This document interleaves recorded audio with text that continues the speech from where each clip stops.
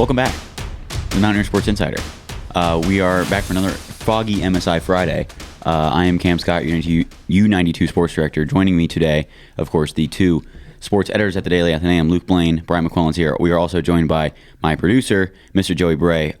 It is Friday, January 31st, and we have some basketball to talk about as we've been starting these shows as of late.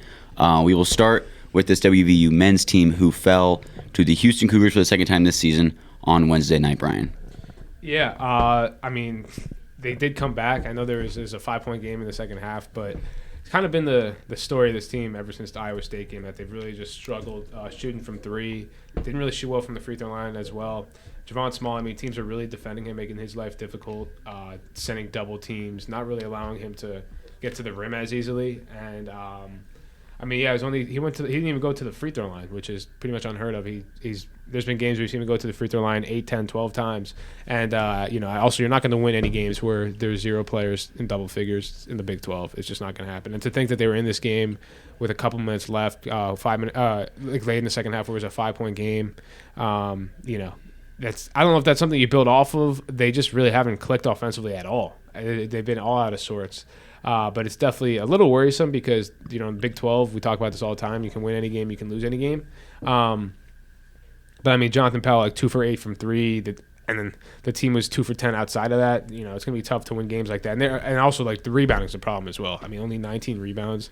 Well, that was a problem that we talked about, October, November, who's going to rebound the basketball for this team. And that problem is becoming more and more apparent as we keep moving through the Big 12 schedule. Yeah. And they're going to lose games where, I think they're still a better team than Arizona State, but Arizona State's one of the bigger teams in the Big 12 in the country. So they've got two guys two trees that stand in the paint. Yeah. And it's going to be hard to win games when, you're outsized, out-battled, and you got to win on the boards. And, that's just hasn't been the case as of late. It's their third straight game being out-rebounded by double figures.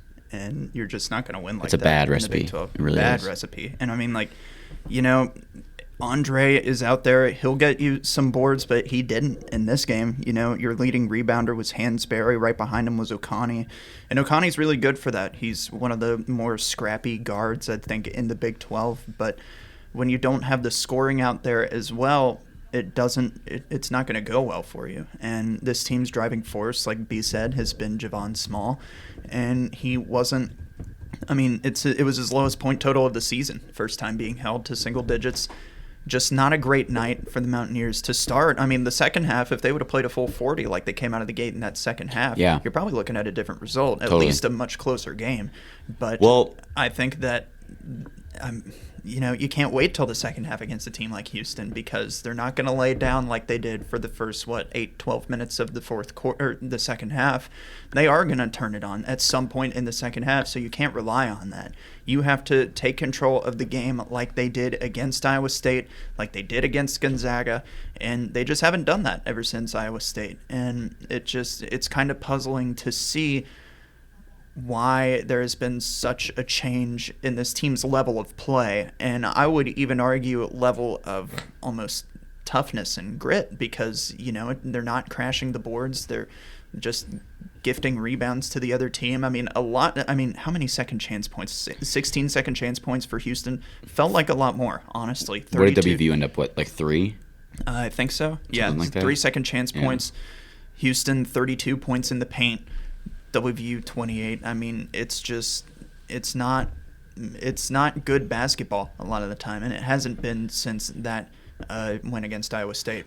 Yeah, I feel like when I was on here for the first time a couple weeks ago, we had a pretty different different approach talking about this team. Yeah. I feel like we sound sad. We do. We sound really, really sad. And it's warranted. They haven't looked good at all since that Iowa State game. But I feel like it's completely flipped because before the Iowa State game, we were even then we were this team has a chance against the number 2 Iowa State Cyclones, at home, Jerry West. The way the team's built and the way that they've played against these good teams, you can never count them out of any game. Yeah. Absolutely not. Yeah. But, the way they've played ever since that Iowa State game, I don't know how I feel about the rest of the schedule. The Big 12, we like to talk about how any game's winnable, but any game's just as losable. And if you're going to get out-rebounded by 10-plus continuously, you're not going to win. I think Luke said it was the third straight game that they've got out rebounded by double figures. It's just not a winning recipe what they have going on right now. Nothing about it looks good. Brian made a really good point about Javon Small. Teams are just guarding on him, making his life so much more difficult. I'm glad you said teams because the entire team is guarding him. Yeah, it feels like all 5 players on the floor when he has the ball they know that he is the one who's probably going to try and put it in the basket. Yeah. It's easy for us to like kind of point the finger and be critical of WVU because we do cover the team, and this is the Mountaineer Sports Insider. But I think that Houston definitely deserves some credit.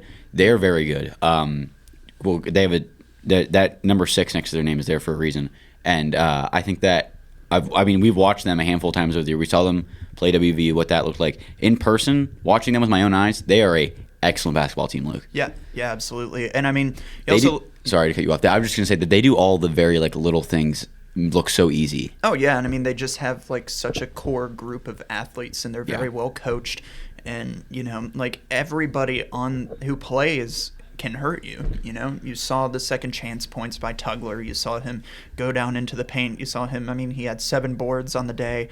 Ended up with 12 points. LJ Cryer can score from anywhere on the court. Did he make his first like 4 shots? I think so. I feel like he's been in college for like 12 years. Yeah, I know. He's one of the best shooters in the country. Yeah, you saw him at Baylor too. I mean, feels like that's right. I mean, that feels like a long time ago. Right? He is a guy who you probably expect to play at the next level too. So Yes. It's not like they're losing to a nobody school. Not that there are any of those in the Big 12, but I think that.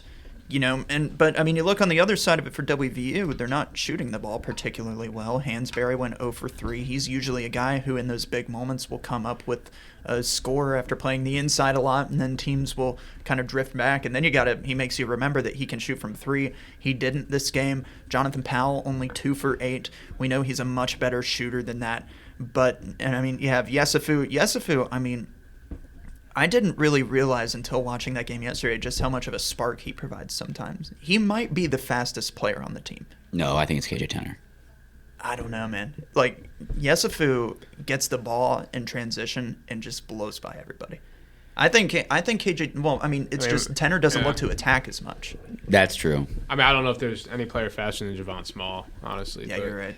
I mean, I know what you're saying, though. No, but I mean, like, I saw. Gotta race him. We got to see. Now we have to know. We gotta make him line up on the baseline. Now we have to know. Make him run suicides, man. But I think that's a fair point.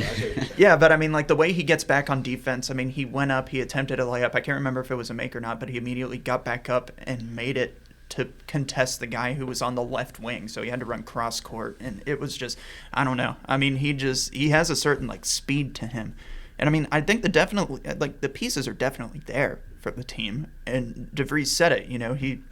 He was asked about Tucker, and he was like, "Yeah, it hurts not having him, but we're still a team that can win. We just have to do it differently." And they have. Yeah, they have, but it's just, I don't know. The recipe is just not working right now. Yeah, I mean, it's been a mixture of things too. Injuries. You haven't seen Tucker DeVries in a while. Still don't, know what's going to happen with that.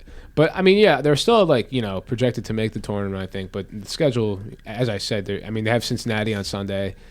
At Cincinnati, you can't just look at these games. Like, that should be a win because, and I think the Arizona State loss was definitely bad coming off the Iowa State win, and that was another chance. Because I think I saw a report. I don't know how accurate it is, but like pretty much every Big 12 win is going to be a quad 1 win. Pretty much close to, yeah. And now you're behind below 500 in conference play. Still a lot of opportunities left ahead. But you got to beat the teams that you're better than at home. And then you lose games like that. Those are when you look back, on Selection Sunday, those are the ones that can be the difference between being a higher seed, lower seed, making the tournament, being a playing game, or missing the tournament. So, still a lot of time left, and hopefully they just got to find their groove offensively, and that's kind of been the problem for them. But their effort, as Cam said, their tenacity on the defensive end always keeps them in games, and we saw it even against Houston. Well, another thing, sorry, Joey, but I feel like, I don't know, the way Houston plays, they are so physical, and they're one of those, like similar to Iowa State, a defensive-minded team that has the ability to score at a very efficient rate. And WVU looked a little, I don't know what the right word for this is. I don't really want to say intimidated because I don't think that would be necessarily a fair assessment, but they looked outmatched in that first half, and it did get out of hand. They got up to a big lead because they were, 39 to 19 is the halftime score. did not. They were kind of sitting back on their heels a little bit. They did not look like they really were going to be in the game. And then you come out in the second half and you come out like red hot. Yeah, and I wonder what halftime speech Darren gave. I don't know. Yeah. That's another game where they didn't reach. I think the Kansas State game, they didn't have 20 points at halftime. Or it was like 18 or something like that. Yeah. I mean, 40-19. DeVries. It was 42-18. The Kansas State game was like 42-18.5 or something like that. So it's 2 straight games where they've came out. So I mean, they had 2 points with 13 I turned on that game after. It was like right after coming out of one of the early media timeouts, and the score was 2-19.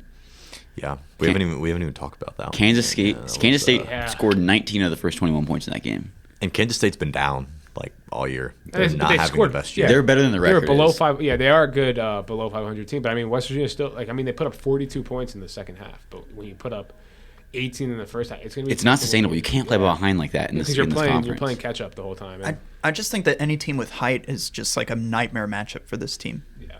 Like Arizona State, Kansas State, Houston, like you see the teams that don't necessarily have a good record, but they just have the build to beat WVU because your tallest player when Eduardo Andre's not on the court is 6'8". And I mean, Amani Hansberry is a very capable rebounder, but when you're playing against 7-footers, that matters. Right. You put 6'11", 7 feet tall, like that absolutely matters.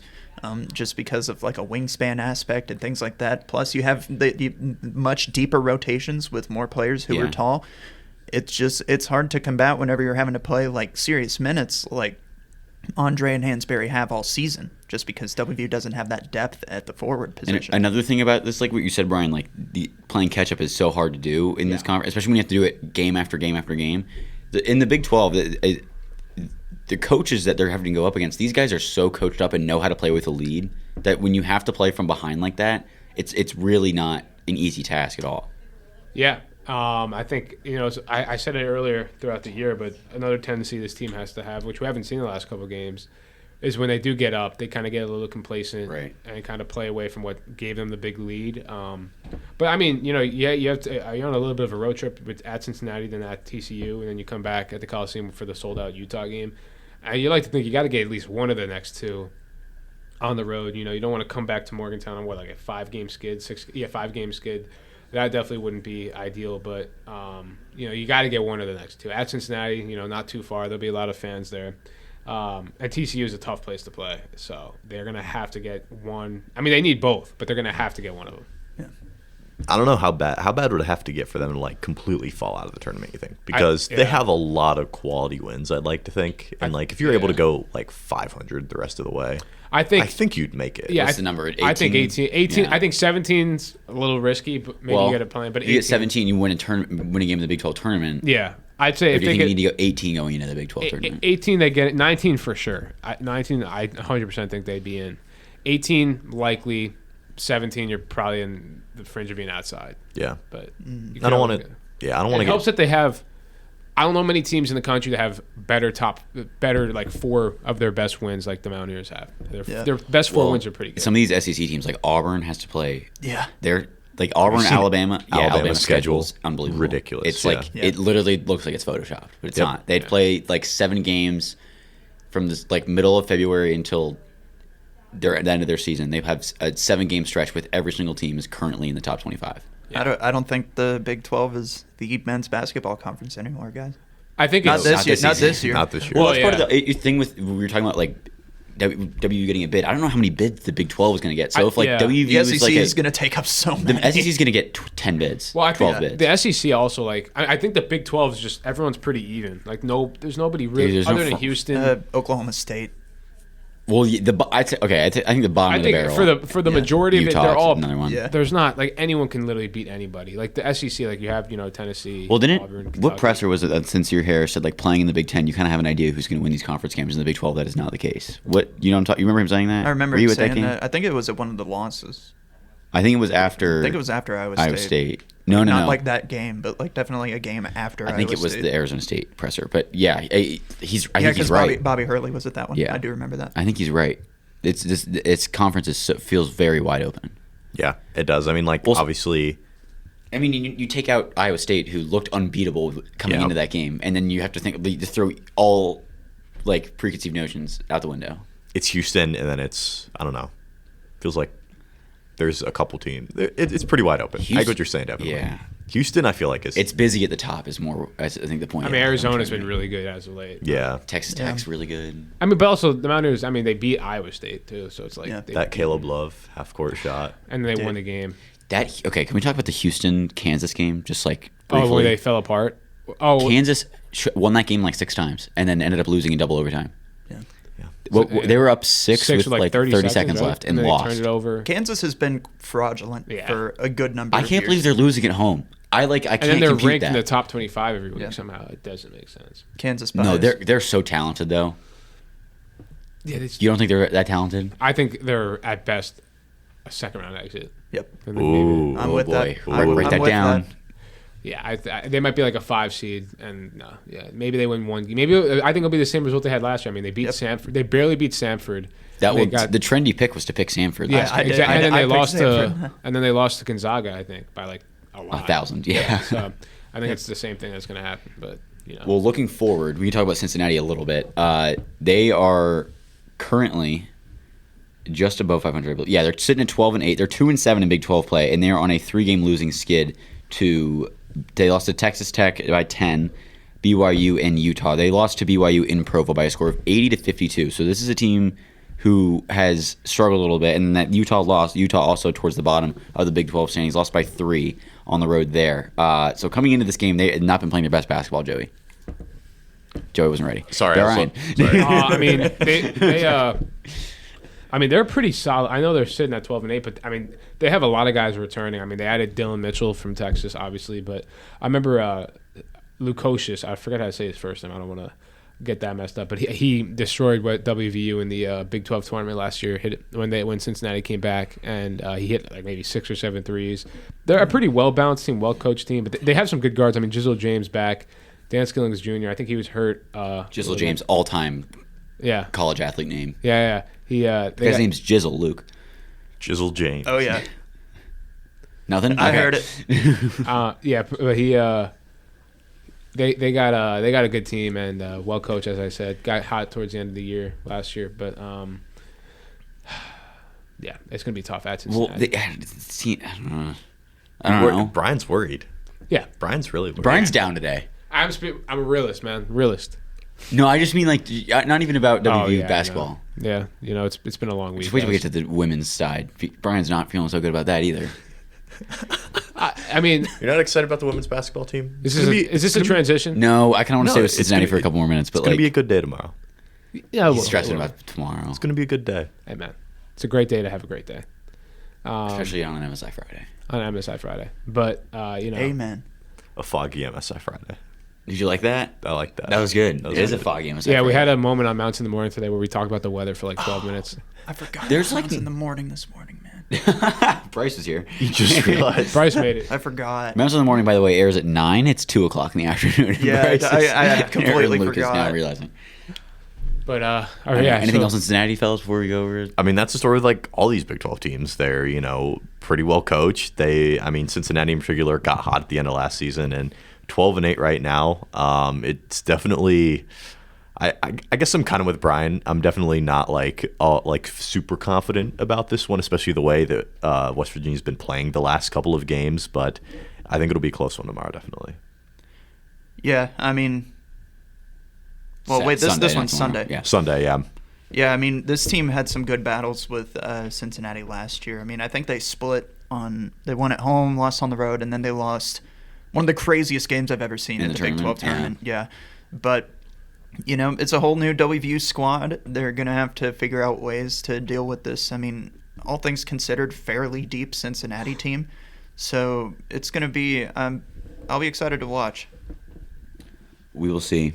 Another team, I feel like they're 2-7 in the Big 12. They're definitely better than that record says. Yeah. They've had to play all the big dogs in the Big 12 already. So that does not help. The record that is. But they did beat Dayton when they were ranked. So they can compete. The women's side, WVU will face Oklahoma State here in Morgantown at home. You can catch that game on U92 The Moose at noon tomorrow. Another team that has not looked exactly how we were hoping. They get a shot to kind of get a little revenge on Oklahoma State, though, Brian. Yeah, Oklahoma State. I think they cracked the top 25. I'm pretty sure. It's 21-24. Yeah. I mean, that's definitely a good resume builder because, again, I wouldn't say I'm worried about this team. I mean, 16-4, that's still top 25 in the country. I just think they need to get that resume building win, and that could be on tomorrow, because Oklahoma State, they lost that game earlier in the season, but this would be their first ranked win which would be kind of right. You're right. Yeah, we were like half joking, or before we started recording, that the women's team's best like resume builder is their loss to Texas, which is like we'd say it's kind of tongue in cheek, but it's not necessarily untrue.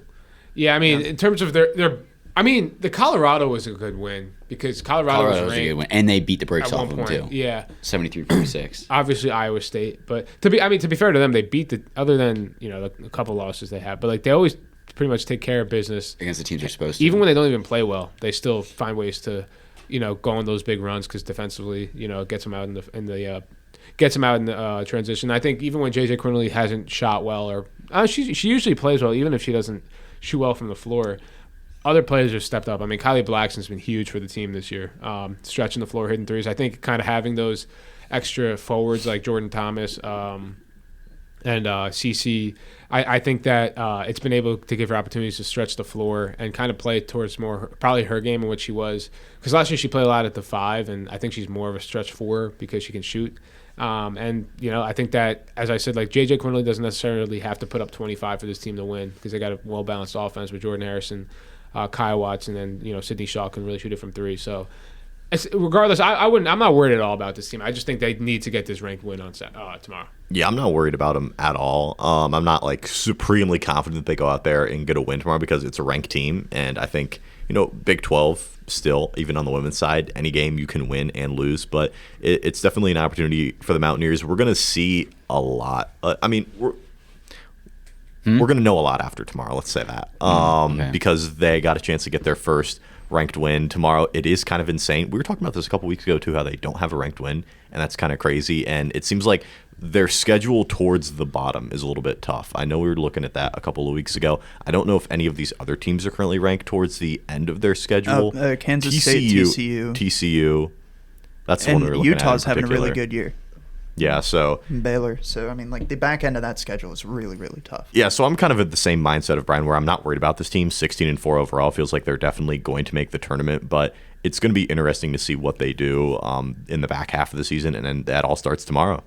Yeah, I mean, like if you're going to get hot at any point, the time to get hot is like at the back end of your schedule, whenever the AP voters are really looking in, and the committee's like really looking, and especially with a schedule like WVU, I wouldn't say that hosting a home regional is out of the picture. You definitely, I mean, you flat out don't want a loss to Arizona. And you don't want that early loss especially to Colorado. Yeah. Mm-hmm. And those are games you wish you could have back. And if it does come to the point where you're not hosting a home regional, those will be the games you look at and be like, well, because I mean, they gave up 29 points in the second quarter, 24 in the fourth quarter. They were down 16 at halftime. That's just not a result you want against an Arizona team that, frankly, I just don't think is much to call home about. But it's just another night of, Bria Cunningham. I believe she's a good 6'4", 18 points and 9 rebounds. You had 4 players for them in double digits. You played against Isis Bay again, former Mountaineer. That's right. Former Mountaineer right there. But, I mean, it's not a loss that really like shakes my faith in the team, but I think it is one that by the end of the year, if the back end of the schedule doesn't go exactly how you want it to, then you might look at losses like this in Colorado and say, well, those should have gone a different way.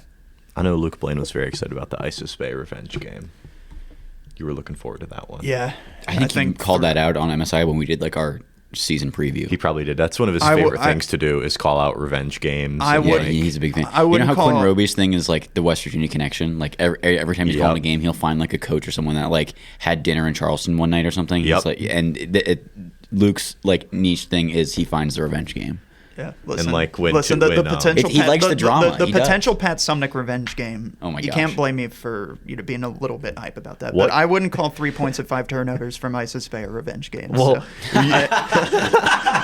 I think WVU avoided that one. I'll be honest. I mean, Luke, they lost. Yeah. I mean, she played 28 minutes. I mean, 4 boards. That's a good stat. 3 assists. I mean, she never was like that prime scorer for WVU. Like, I didn't realize she started this game. Yeah, she did. But Luke I mean, like also- she got 40. she did enough. She did enough. She did enough for her team to get the win. I'm not going to knock her for that. he but said out. That was great. That was insane. But you also like do whenever it's like a player that's transferred and like Yes. their old team comes back. Like, was it the Iona game you called the it was the Quinn Slazinski Bowl. Yeah. By the way, Quinn Slazinski playing for neither team that night. Yeah, exactly. It was But just he came the to Quinn WVU Slazinski from Iona. Iona. From Iona. And we got the Josh Allen return though next weekend too. Yeah, Oh, they do. dude. That I would let That's you use a the good word. West Virginia connection. Yes. Yeah. That's a good one. Josh Eiler. I I'm mean, excited for that one. yeah, that'll be fun. Yeah, the Arizona loss. Like, here's the thing with this team. Like, even when they lose, the brand of basketball they play is it's not. They're so hard to beat because they are so frustrating to play against. You know what I'm saying, Brian? Yeah, I mean, Like, I feel like just their style of defense, like the press and the like full court offense in general, like how they play in transition, you just get they just wear you down. yeah, and I think having 2 of the fastest guards in the country helps. Right, with two like. yeah. You both have really good court vision and and shooting ability. And they're also picking you up full court too Right. defensively. It's like you can't really catch a break. But sometimes maybe. I also think having the guard depth too this year, a little bit more guard depth with Sydney Shaw helps. I mean, playing SEC basketball definitely brought in a lot of experience, and one of the best shooters is probably in the Big 12. She's been very fun to watch this year. Yeah, I think that I'm a big fan of her game. they're not a team you'd want to see in the tournament, regardless of what seed they are. I mean, they went toe to toe with Caitlin Clark last year, as we all know. But you got to get these big wins, because I do think that if they end the year with only 2, say they beat Kansas State and TCU, and they end the year with only 2 ranked wins, that's not gonna be enough, I think, to get them a regional. And yeah, I think a couple things would have to go their way. I'm not saying it's impossible. If they win out and finish with 4 wins, yeah. But also you got to remember they do have the Big 12 tournament too. If they go on a run in that could definitely help their case. Yeah, but I still think like even if like they don't host a regional, I think I feel a lot more confident in this team going into March than I did last year, just because they have some more forwards, they have some more size down low, and they have more guard depth in general. I just think the team's more complete than they were last year, and we saw them go toe to toe with the national runner-ups last year. So I just think overall, regardless of whether or not they host a regional, I like the idea. This is not a team you want to see in March. That 3-3 away record makes me a little nervous, though. I will say that this team hasn't performed. They like the home cooking. They have not performed as well on the road. I mean, they fell flat against Colorado and Oklahoma State the first time around, and then Arizona. It's just not. I don't know. I think if you're the Mountaineers, you'd much rather have that home regional. So, what's the key tomorrow, Luke? What needs to get done? Well, I think they're just gonna have. I mean, they're gonna have to make shots. They only shot 1 for 3 from beyond the arc against Arizona. I think you're gonna have to establish yourself down low against Oklahoma State too. Let me pull up that box score. I forgot. Against Oklahoma State, they shot 33% from the field. Yeah, That's not very good. Yeah, not great. Looking at, I mean, you got out rebounded by 7. Looking at trying to go down through. It's been a while since I've seen that. They also got box score. I mean, you got outscored in the paint by 2. turned the ball over pretty 18 close. times. I mean, it's just not. And turnovers have been a thing that Kellogg's talked about a lot this year. Yeah. And that's been one thing that's really held them back. When you have ball handlers that score like Jordan Harrison and J.J. Quinterly do, you're going to turn the ball over, but it doesn't mean that you don't need to put a point of emphasis on making sure that you capitalize when you do have the ball. Yeah. You know what I mean? Yeah. Yeah, I think what's going to be tomorrow, I think the Brian? turnover margin. I mean, they were still able to force 23 turnovers against Arizona, but they had 21, so it kind of is like almost in net zero. I think that if they forced 30 turnovers, I think that's a lot to ask for, obviously, but they're very capable of doing that. But I think they have to own the turnover margin by at least 10 to win, because that's kind of what's their bread and butter, is getting out in transition, getting out second chance opportunities as well. But I think you got to own the turnover margin by a good amount, and against a team like Oklahoma State, where they obviously struggled with earlier in the season. I mean, you just got to shoot the 3 ball better. 1 for 12 against Oklahoma State. Luke mentioned that, or not Oklahoma State, against Arizona. Not good. JJ Quinterly, 0-3. Sydney Shaw, 0-3. Your only person who scored, who hit a three-pointer. My bad for punching the mic right there. Jordan Harrison, who only had 7 points. She didn't have her best game. Certainly wasn't a bad one. Had 4 turnovers in that one. Not her best, but the only person that hit a 3 for West Virginia was the one that really struggled the most, and she's someone that they're going to have to rely on tomorrow, definitely. Yeah, I think so too. I think that, but you guys all make good points. I think taking care of the basketball, the turnover margin is very important. They shot 7 for 26 against Oklahoma State in Stillwater. You're going to need to be better than that, I think. I think also playing 4 complete quarters of basketball is something that this team has kind of we've kind of seen from the beginning, even in non-conference play. They maybe come out a little flat in the first quarter and then kind of turn it on. You're going to need to play 4 very strong quarters here. They only scored 7 points in the third quarter in their first matchup. They lost the third quarter 7-17, and that's definitely not going to cut it tomorrow. But with that, all that being said, it's hard to beat a team this good twice, and I think that Oklahoma State knows that, and WVU has to feel fairly confident in this game, coming off a tough road game across the country. You come back and you get, like I mentioned, the home cooking Saturday game. I imagine there'll be a nice crowd there, and the Saturday games typically do get a pretty good turnout. But yeah, top 25 matchup. Should be a fun one. It's on ESPNU too. It's on national TV. National. Tanner Mount's on the call tomorrow. Don't miss that. I also wanted to mention that there's next game after that on Wednesday against Kansas. Luke, Blain, and I are on the call for that. Oh yeah, that'll what be a crew for that. I know. What a crew. I'm excited for that. No, what we got That'll be BYU fun. too. And then that on the men's side. Men's side. Yeah. Mm-hmm. Me and Luke calling a couple games together this semester. yeah. It'll be fun. How about that? Yeah. I figure I'm putting the headset back on. That'll be fun. First time in a while. The Kansas game? Yeah. That's Wednesday, right? Yeah. Yeah. Oh, that means you guys won't be at the. I won't be at the 92er intramural season basketball opener. game. Hey man, there's always next week until we lose all 3, and there won't be any more next week. B, you can't have that mindset. Can we talk about the Unity Tours? Yeah, we previewed a little bit on Mounts in the Morning today. Okay, let's do it. I mean, Who's the squad? I don't even know who's playing. it was. Do you even know who's playing? I know who's on the schedule on the roster now. It's a bit of a scheduling struggle because. Well, we're going to air this out, I think. The 2 nights that we could do it were Wednesdays and Mondays, which could not have. Those are the 2 worst nights of the week for Yeah. For student media. Yeah. Yeah. Because sports nights are Wednesday nights. Tune in 6 to 10 every Wednesday night when there's not a game. And then Monday nights, you guys put the paper together. It's production night. We're here till late hours of the Right. night. So It's yeah. like I literally could not have picked 2 worst nights. And really the Wednesday choice. would be playbook for Luke and I too. So that That'll be would playbook and news for me. So I think. Yeah. Oh, my goodness Oh my gracious. goodness. Yeah. And I'm on a team with my roommates, which is B4, so I'm gonna have two shows and 2 games. on the Oh same my day. goodness. No, I told him I gotta save my energy for the United. Dude, we need to get you like a hot tub or something. Dude, for your- Wednesday's gonna be long for me. Your but Thursday I'm mornings, you're excited. not going to be able to get out of bed. We're gonna have to put it. What do you have? What do you have on Thursdays? Class at 10 a.m. Oh, great. No. Nope. Joey goes, no. You Yeah, gotta it could be change worse. that. All I need is I need like 3 hours of sleep. I'll be good. We're gonna have to I'm stick like it him with too. I an only IV like between if I get games, like 5 hours, I'm fine. Well, you're nocturnal. You're different. I do stay up late. You're I do that. you're a really late night guy. Brian's not really. Yeah, I'm usually in bed at like 11. You're up late. I'm usually Not like you are. I'm usually like sometimes I'm just like worked myself up from the long days I've had and I can't sleep. From like all the work.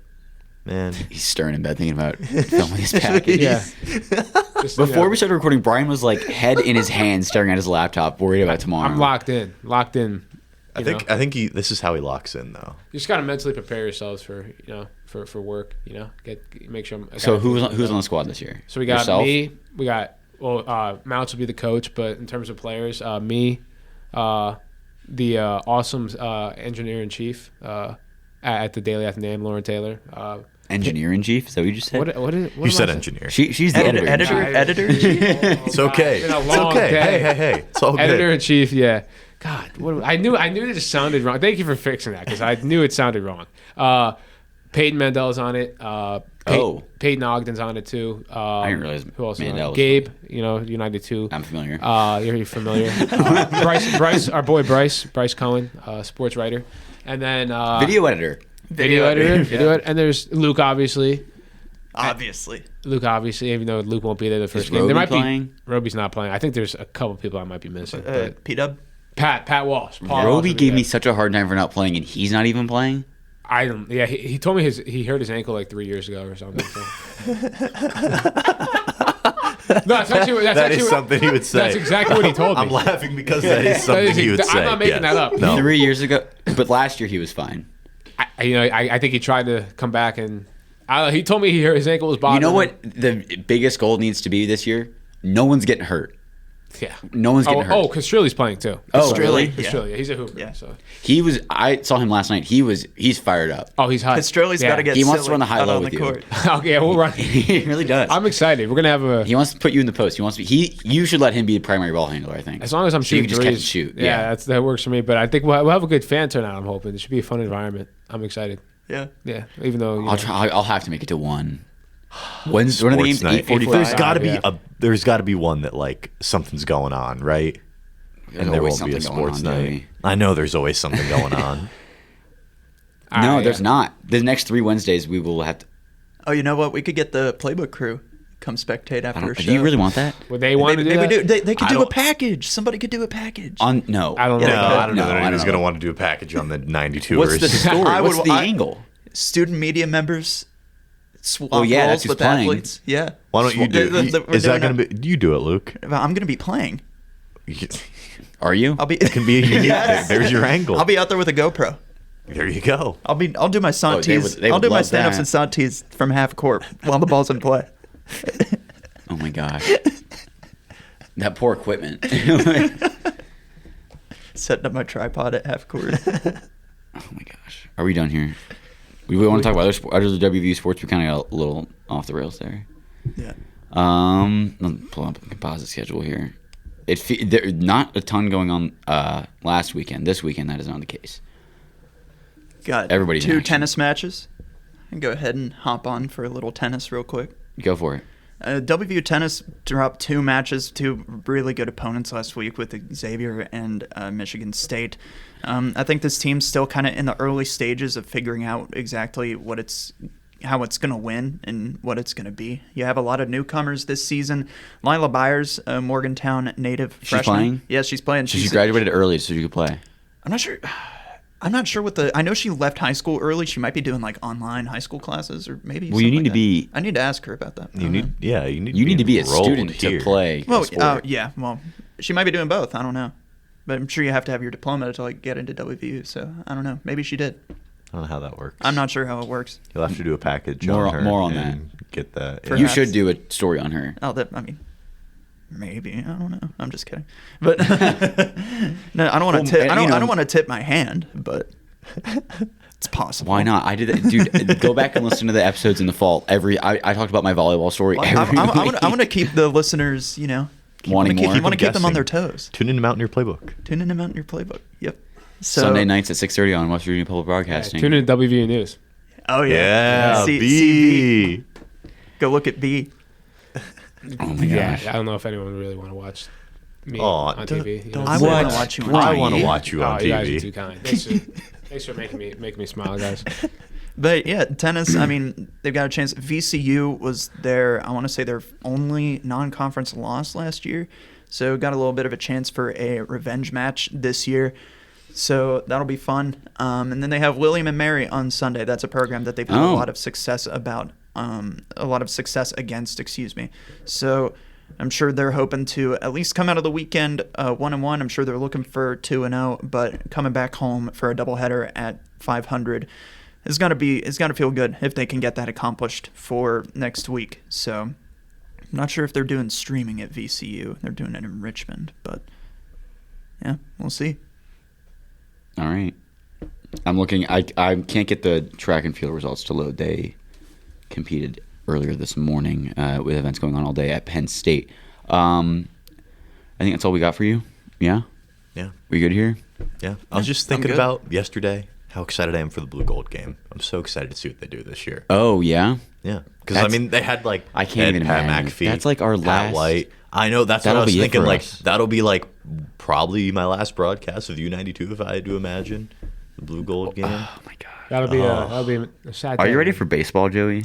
I'm ready for So, baseball. I'm excited. Are you gonna do baseball? Yeah. Well, he's my baseball producer. We Oh, we yeah, that each makes have sense. like a sport for each semester. So Joey was football and I was soccer in the fall. And this semester I'm basketball and Joey's baseball. I don't know how many games I'm going to call. I'm going to do as many as I can with playbook and everything. The nice thing about baseball though is that the broadcasts themselves aren't super taxing. I think I want to do. I'll talk to you about this more. I think I want to do 3-man booth for those when we can.